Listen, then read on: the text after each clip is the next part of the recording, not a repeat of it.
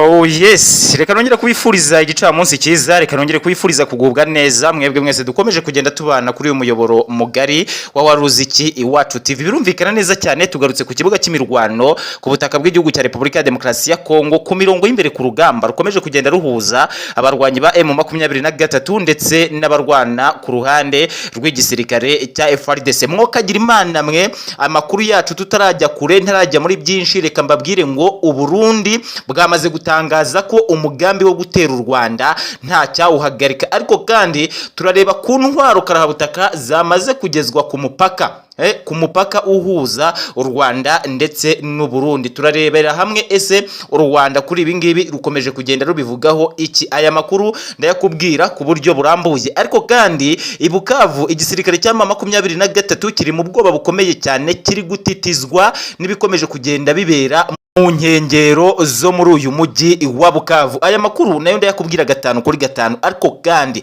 turinjira muri M23 indani nkubwire ibyo M23 ikomeje kugenda ikora kugira ngo irebe ko yasubira ku mirongo y'imbere ku rugamba imeze neza. Aya makuru nayo ndayakubwiraho 5 ku kandi, ariko kandi turajya ku ntwaro karahabutaka, intwaro rukokoma, intwaro ziremereye zikomeje kugenda ziza ahangaha Sirazuba bw'iki gihugu cya Repubulika ya Demokarasi ya Kongo ku ruhande rw'abarwanyi barwana ku ruhande rw'igisirikare cya FARDC. Aya makuru nayo ndayakubwira, ariko kandi muze kunyemerera amakuru yacu tuyasoreze kuwo bita General Pacifique Masunzu. Uyu mugabo nawe akomeje kugenda avugwaho ibitendo byinshi ahangaha mu burasirazuba bw'iki gihugu cya Repubulika ya Demokarasi ya Kongo. Nshuti bakunzi ba Waruziki Iwacu TV, ni munyemerere aya makuru mbabwiye mu buryo bw'incamake ndetse n'andi menshi cyane ntababwiye tuze tuyagarukaho ku buryo burambuye. Ariko mbere yo kuyagarukaho ku buryo burambuye, reka mbaze nkwibutse gukora subscribe, commenting, uriking ndetse unasharing kugira ngo amakuru yacu akomeze kugenda agera kure.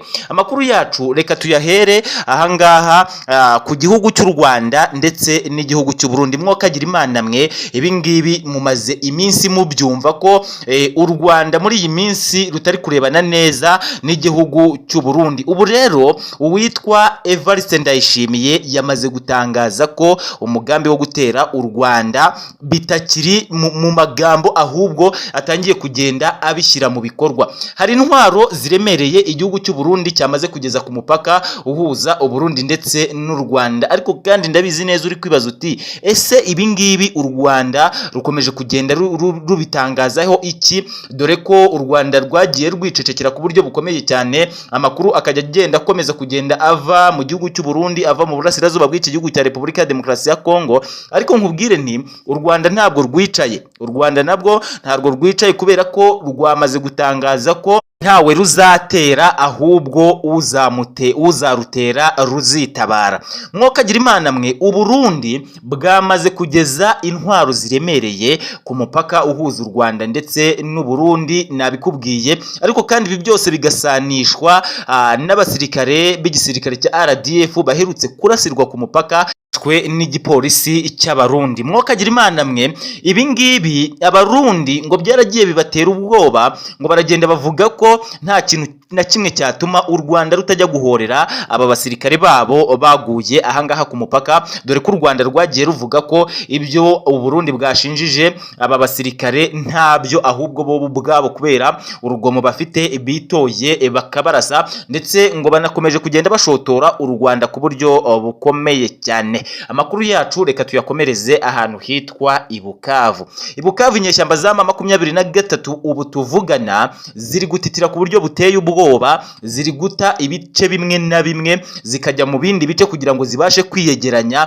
zinitegure ibitero biremereye abarwanyi ba FARDC bari gutegura kuyigabaho. Abarwanyi ba FARDC bamaze gutangaza ko uko byakagenda kose mu minsi mike bagomba kwisanga bari kuyobora uyu mujyi wa Bukavu. Ibi ngibi bigasanishwa n'ibyo FARDC n'igisirikare cy'abazarendo, ingabo z'abarundi FDNB bamaze iminsi bakora hirya no hino mu burasirazuba bw'iki gihugu cya Repubulika ya Demokarasi ya Kongo, kubera ko iki gisirikare cya FARDC gikomeje kugenda kigarurira ibice byinshi byayoborwaga n'izi nyeshyamba za M23. Ahangaha i Bukavu rero ngo niho hatahiwe. Abarwanyi ba FARDC bakomeje kugenda bamanura intwaro ziremereye, intwaro karahabutaka bazijyana muri uyu mujyi wa Bukavu kugira ngo birukanemo izi nyeshyamba za M23. Ikintu naba nkubwiye cyo aka kanya igihari nuko inyeshyamba za M23 ziri kuva ku misozi imwe zijya ku yindi kugira ngo zibashe kwiyegeranya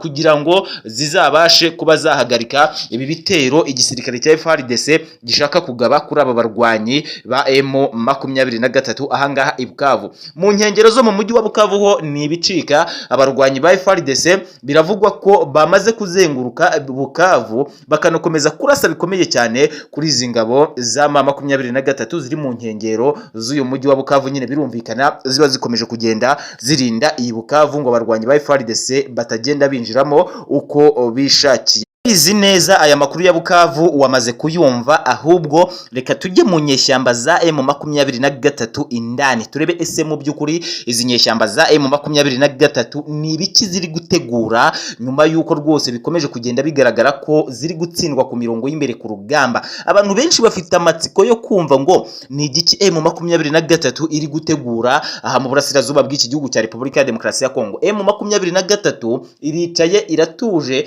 ariko amakuru hari nuko abacanshuro benshi cyane bakomeje kuza bisukiranya mu gisirikare cya M23, dore ko amakuru yagiye hanze avuga ko igisirikare cya M23 cyemeye guheba amafaranga menshi, cyemera guheba zahabu nyinshi, gikomeje kugenda gisahura aha mu burasirazuba bw'iki gihugu cya Repubulika ya Demokarasi ya Kongo kugira ngo kibone uko cyatsinda urugamba rw'aha mu burasirazuba bw'iki gihugu cya Repubulika ya Demokarasi ya Kongo, ngo bereke uwo bita Antoine Felix Tshisekedi Tshilombo ko gukina n'ikipe atazi. Mwokagira Imana mwe, izi nyeshyamba za M23 nubwo ziri kwikoza ibi byose hari abagabo baticaye. Igisirikare cya FARDC, ingabo z'abarundi FDNB, abawazalendo FDLR ndetse n'abandi basirikare benshi cyane bakomeje kuza ahangaha mu burasirazuba bw'iki gihugu cya Repubulika ya Demokarasi ya Kongo gufasha aba barwanyi ba FARDC guhashya izi nyeshyamba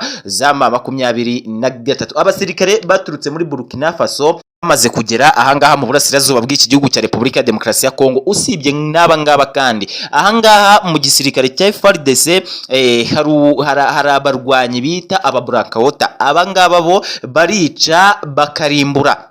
Aba barica bakarimbura, ni abarashi bakomeye cyane. Abangaba kandi nabo bari kurwana ku ruhande rw'igisirikare cya FARDC. Usibye n'ibyo kandi turabizi neza South Africa iri ahangaha mu burasirazuba bw'iki gihugu cya Repubulika ya Demokarasi ya Kongo. Siba South Africa, ababirigi ku bwinshi bari kumanuka uko bwije nuko bukeye baza ahangaha mu burasirazuba bw'iki gihugu cya Repubulika ya Demokarasi ya Kongo. Leta zunze ubumwe za Amerika zikomeje kugenda zirekura ibikoresho kimwe ku kindi ngo bakomeze guhangana no guhashya izi nyeshyamba za M23 aha mu burasirazuba bw'iki gihugu cya Repubulika Iharanira Demokarasi ya Kongo. Ibikoresho bikomeye cyane, ibikoresho karundura, harimo indege za Sukhoi akarongo 25, harimo amadrone akomeye cyane, ariko kandi harimo n'imbunda zirasa kure, imodoka z'ibifaru. Bikomeje kugenda byegeranywa n'igisirikare cya FARDC kugira ngo bakomeze guhangana no guhashya uyu mutwe wa M23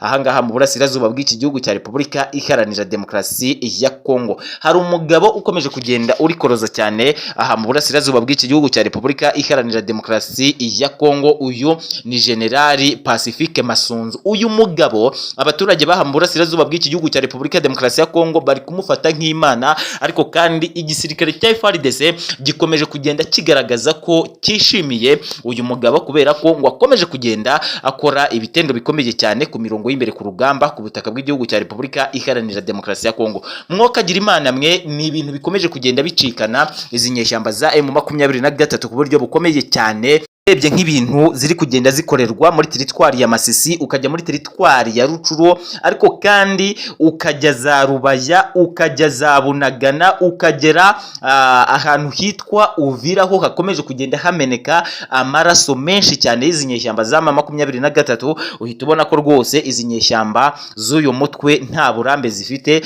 ahangaha mu burasirazuba bw'iki gihugu cya Repubulika ya Demokarasi ya Kongo, nubwo nazo zikomeje kugenda zikora buri kimwe cyose ngo zirebe ko zakongera kurasana n'abarwanyi ba FARDC bameze neza ku mirongo y'imbere ku rugamba, ariko aba wazalendo bari ahangaha, izi ngabo z'abarundi ziri ahangaha, iyi FDLR iri ahangaha, ndetse n'abandi benshi bakomeje kugenda bafasha igisirikare cya FARDC ahangaha, ubona ko nta gahunda bafite yo kuba bareka uyu mutwe wa M23 aha mu burasirazuba bw'iki gihugu cya Repubulika ya Demokarasi ya Kongo ngo bakomeze kugenda bikoza icyo bashaka. Demokarasi ya Kongo ku mirongo y'imbere ku rugamba rukomeje kugenda ruhuza abarwanyi ba M23 ndetse n'abarwana ku ruhande rw'igisirikare cya FARDC. Mwokagira Imana mwe, ibintu bikomeje kugenda bibera ahangaha mu burasirazuba bw'iki gihugu cya Repubulika ya Demokarasi ya Kongo bikomeje kugenda bijya ku rundi rwego. Abarwanyi barwana ku ruhande rw'igisirikare cya FARDC bakomeje kugaba ibitero biremereye cyane ku gisirikare cya M23 aha mu burasirazuba bw'iki gihugu cya Repubulika ya Demokarasi ya Kongo.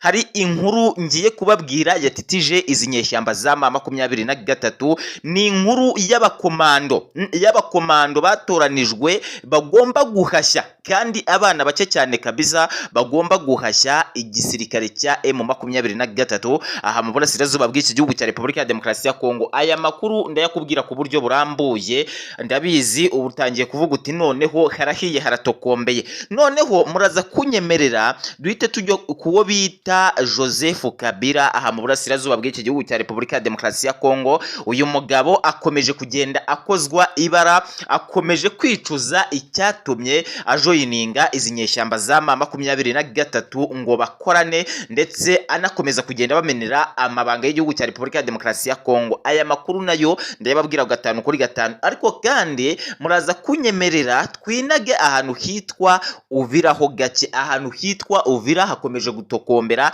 ibitero karahabutaka bikomeje kugenda byibasira izi nyeshyamba za M23 ahangaha muri teritwari ya Uvira. Aya makuru nayo ndayakubwira 5 ku kandi, nkubwire ese aka kanya ni biki biri kubera Uvira, ni ibiki gisirikare cya M23 kiri gukora, ese mu by'ukuri ni ibiki igisirikare cya FARDC kiri gukora, uti naha harahiye. Aya makuru nayo ndayakubwira 5 kuri 5, ariko kandi ku mupaka w'u Rwanda ndetse n'igihugu cy'u Burundi ntabwo bikomeje kujya bigenda neza hagati y'iki gisirikare cya FDNB ndetse na RDF, uti naha ku mupaka harenda gushya. Aya makuru nayo ndayakubwira ku buryo burambuye, ariko kandi turahita tugaruka ahantu hitwa Ibukavu, inyeshyamba za M23 nshuti yanjye. Ahangaha Ibukavu zahambirijwe izuba riva zisohoka muri uyu mujyi wa Bukavu, ati Bukavu ho kamaze iminsi hashya. Aya makuru ndayakubwira ku buryo burambuye. Noneho rero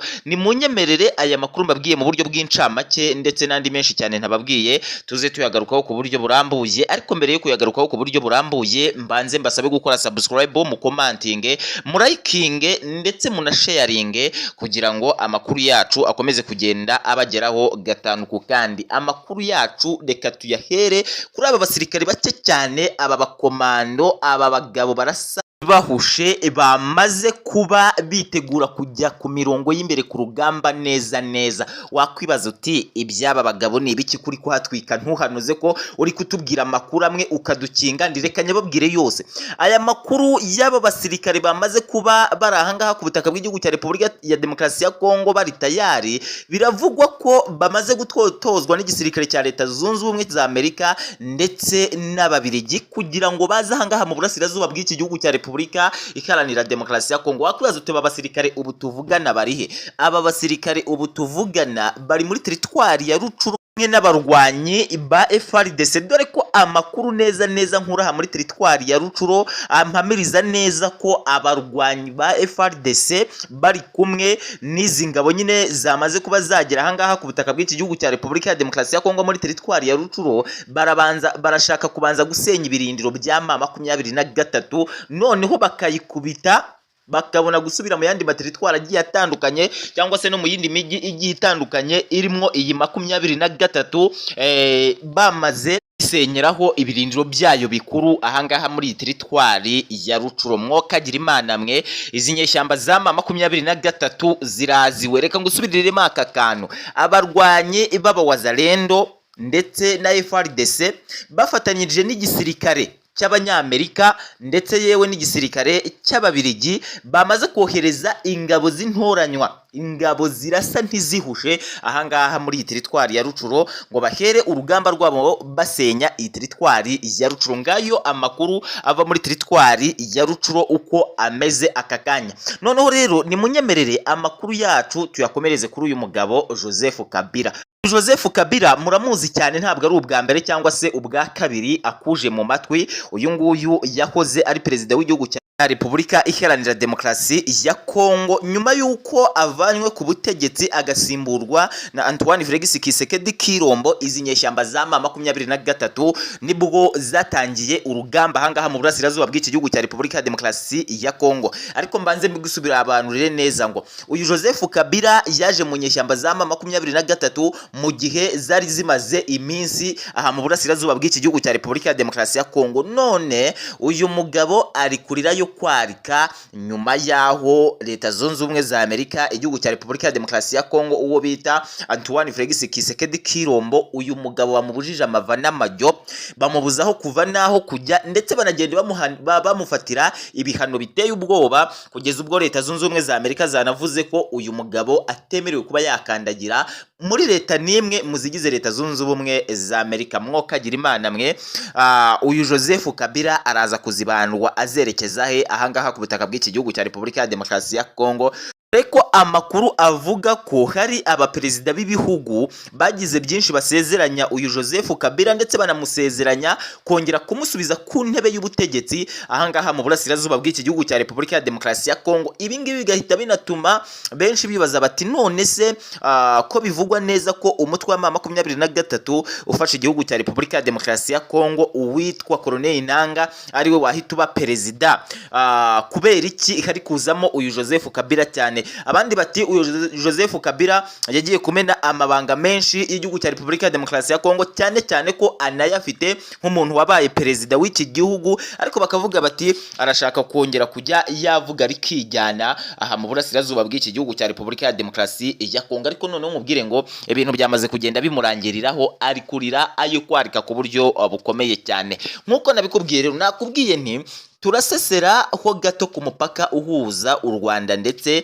n'igihugu cy'u Burundi. Nkubwire nti igisirikare cya RDF gikomeje kurebana ayingwe bikomeye cyane n'igisirikare cya FDNB cy'u Burundi. Ibi ngibi bimaze iminsi igera kuri 3 ubwo abapolisi b'abarundi barasaga abasirikare ba RDF bagera kuri 2. Aba bapolisi nta kwigoragora bakahita batangaza ko barashe abasirikare ba RDF 2, ariko kandi babarashe bari kwambutsa magendu mu gihugu cy'u Burundi. U Rwanda rutireka reka twebwe nta magendu zinjira iwacu, nta nizihasohoka zijya mu bihugu by'ibituranyi. Ariko ibi ngibi nibyo igisirikare cy'u Burundi cyagiye gitangaza ku buryo bukomeye cyane. Icyo nashakaga kukubwira nuko hari umwuka mubi ukomeje kugenda ututumba, abasirikare bakomeje kugenda barebana ayingwe ahangaha ku mupaka uhuza u Rwanda ndetse n'igihugu cy'u Burundi. Amakuru yacu reka tuyakomereze ahantu hitwa muri teritwari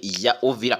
Muravuga iki ko muri teritwari ya Uvira ibintu bihinduye isura? Ibintu bihinduranye isura izi nyeshyamba za M23 ubu tuvugana, kubera ko nubundi zimaze iminsi zicucumwa, zimaze iminsi zegeranya imirambo myinshi cyane ahangaha muri teritwari ya Uvira. Nakubwiye nti ndakubwira ibyo igisirikare cya FARDC kiri gukora ahangaha muri teritwari ya Uvira, ariko kandi nkubwire nibyo inyeshyamba za M23 ziri gukora ahangaha muri teritwari ya Uvira. Ntagutindiye, inyeshyamba za M23 zo ziri gusohoka rwose muri teritwari ya Uvira ku bwinshi. Amadarapo igihugu cya Repubulika ya Demokarasi ya Kongo akomeje kugenda hagarikwa ahantu hitwa muri teritwari ya Uvira, mu gihe M23 ikomeje kugenda ibura amava n'amajyo aha mu burasirazuba bw'igihugu cya Repubulika ya Demokarasi ya Kongo. Ni mu gihe igisirikare cya FARDC ahangaha Uvira cyo kidahagaze kugaba ibitero ku madefensi ya M23 aherereye muri iyi teritwari ya Uvira. Ingabo z'abarundi zikomeje zikomeje kugenda zikomerwa amashyi n'abaturage batuye muri teritwari ya Uvira ndetse no mu burasirazuba bw'igihugu cya Repubulika ya Demokarasi ya Kongo muri rusange. Amakuru yacu reka tuyakomereza ahantu hitwa i Bukavu. Ndabizi neza nkitangira aya makuru ukumva ko ndi bukujyane i Bukavu, wavuze ni i Bukavu ho hamaze iminsi hashya, ntabwo ari ibyo dushidikanyaho.